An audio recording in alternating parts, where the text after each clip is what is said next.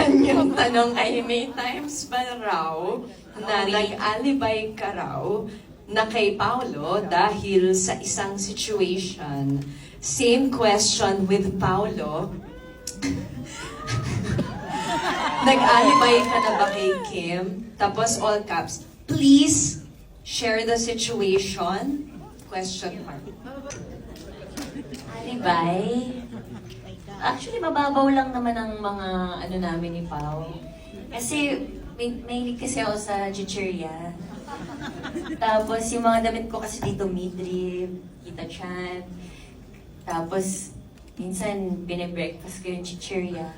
Mababaw, no? Pero, siya kasi, sabi niya, laki ng tiyan mo. Kaka-chichirya mo yan eh. So, minsan, parang nagka-crave ako ng chichirya, so nag-alibay ako.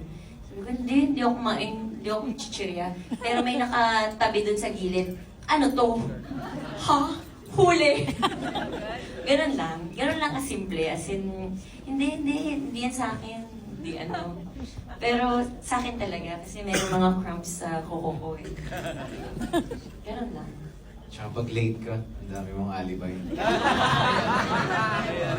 Oo eh! Pag-usapan natin!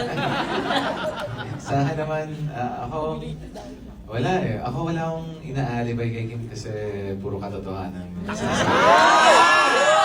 Thank you po! Please watch November 7. Whether it's in a good way or kamalian ko, di ba? Pero sasabihin ko naman kung mali. Maraming salamat. Kim Pao, isang hiyawan naman para sa Kim Pao.